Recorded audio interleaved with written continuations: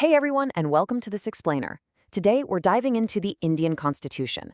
But, I really want you to stop thinking of it as just this dry, heavy, incredibly boring legal textbook gathering dust on a library shelf.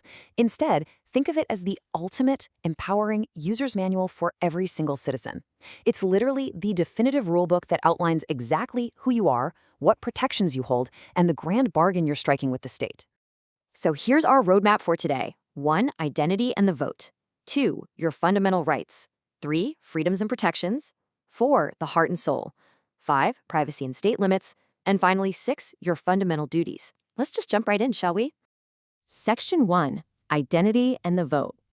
Now, right off the bat, there's a really clear distinction we need to draw. Unlike the United States, where, you might be a citizen of New York State, as well as an American citizen, India operates on a very strict model of single citizenship. So whether you are born in Punjab or Kerala, you are simply a citizen of India.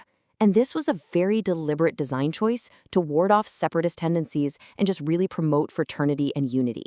Oh, and a quick pro tip here. You might have actually heard of OCI, or Overseas Citizenship of India, which was granted in 2003. Now, while people casually call it dual citizenship, it is absolutely not dual citizenship in the strict sense. Why?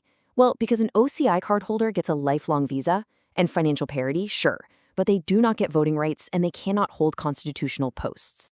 Which actually brings us to this incredibly powerful number, 18. This is the age of universal adult franchise in India. See, the British had previously governed using this divided communal electorate system, but independent India completely replaced that with a joint electorate. This means that every single person, 18 years of age and above, has the absolute right to vote, irrespective of their caste, color, or religion. It literally gave every adult an equal voice. And while, yes, there are reserved seats for scheduled castes and scheduled tribes to help curb communal politics, every single voter in that constituency votes for those candidates together. All right, moving on to Section 2, your fundamental rights. So here are the 7 fundamental rights, which you'll find tucked right into Part 3 of the Constitution. Actually, a quick bit of trivia. Originally, there were only 6 before the right to property was removed and the right to education was added a bit later on. Now, these are the essential conditions for the all-round development of a human being. They make absolutely zero distinctions based on race, gender, or religion. Let's look a bit closer at the very first one on that list, the right to equality. We all know equality before the law is the absolute bedrock of democracy. But the Constitution actually goes further than just saying everyone is equal. It actively provides equality of opportunity. Under Article 16, the state guarantees equal opportunity in government employment. And to make this a reality, the state is allowed to make reservations to ensure fair representation. Currently, that breaks down to 27% for other backward classes, 15% for scheduled castes, and 7.5% for scheduled tribes.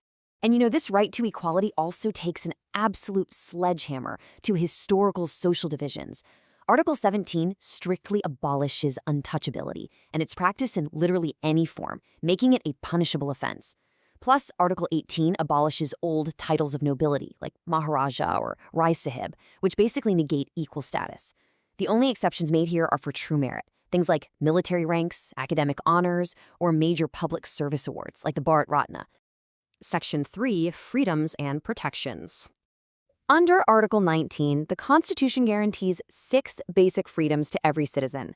You can speak freely, assemble peacefully, form unions, move and settle across India, and practice any trade. But honestly, what's most fascinating here is what isn't explicitly written down. You won't actually find freedom of the press explicitly listed because it's implicitly protected right there under freedom of expression. In fact, the landmark 2005 Right to Information Act, or RTI, is also considered an implied fundamental right under Article 19. Why? Because you simply cannot speak freely without knowing the facts. But what about your physical freedom? Well, there is a very serious contrast outlined in Article 22. In ordinary circumstances, if you're arrested, you must be informed of the offense, you get a lawyer, and you absolutely must be presented to a magistrate within 24 hours. However, the state also possesses this incredibly grave power called preventative detention. Under this, basically as a precautionary measure, a person can be kept in custody for up to 3 whole months without a trial. To extend it beyond that, that requires the explicit approval of an advisory board featuring a high court judge. The Constitution also steps in to fiercely protect the dignity of the most vulnerable among us. Articles 23 and 24 give you the right against exploitation. This means an absolute zero-tolerance prohibition of human trafficking, slavery, and forced or bonded labor. It also strictly bans the appointment of children under 14 in factories, mines, or, frankly, any kind of hazardous occupation. Section 4. The heart and soul. So, what good are all these rights if you can't actually enforce them when they're violated? Well, Dr. B.R. Ambedkar had the answer, famously calling Article 32 the heart and soul of the Constitution. Article 32 isn't just another right on a list, it is the ultimate remedy. Because fundamental rights are justiciable, meaning they can be defended in court, Article 32 gives you the direct right to move the Supreme Court to actually enforce them. So, the crucial point here is how the courts actually enforce these rights. They do this by issuing writs, which are basically formal written orders. Let's quickly walk through these specific writs because they're super important. Habeas corpus literally means to have the body. It's used when someone is unlawfully detained. Mandamus means we order, and it's used to compel an authority to do its duty. Prohibition stops a lower court from exceeding its jurisdiction while a case is ongoing, whereas certiorari means to be informed and is used to review a lower court's order after it's been passed. Finally, we have quo warranto, which means by what order, and it stops someone from wrongfully holding a public office. So yeah, these complex Latin terms, they are actually your most powerful practical legal tools. Section 5. Privacy and state limits. Now you have to remember our rulebook is a living, breathing document. Back in 1978, the right to property was actually removed as a fundamental right. Then in 2002, the right to education for 6 to 14-year-olds was added. But perhaps most dynamically, on August 24, 2017, the Supreme Court officially declared the right to privacy as a fundamental right. What's absolutely vital to understand here is that they didn't just write a new article for it. Instead, they ruled that privacy is naturally derived from Articles 14, 19, and 21, safeguarding your personal autonomy, your choices, and really just your right to simply be left alone. But just like all freedoms, privacy is not absolute. For the general welfare of society, the state can impose reasonable restrictions. To invade your privacy lawfully, the state actually has to prove 3 logical steps. First, there must be a clear law justifying the encroachment. Second, there must be a legitimate state need, like, say, national security or investigating a crime. And third, the means the state adopts must be strictly proportional to that need. Oh, and keep in mind, all your fundamental rights can actually be completely suspended if the president declares a state of emergency under Article 352. Section 6. Your fundamental duties. All right, let's flip the script for a second. You simply cannot have rights in a society where there are no duties. Think about it. If you have a right to life, it is your fundamental duty to respect the lives of others. In 1976, the 42nd Amendment added Article 51A to the Constitution, officially introducing the fundamental duties.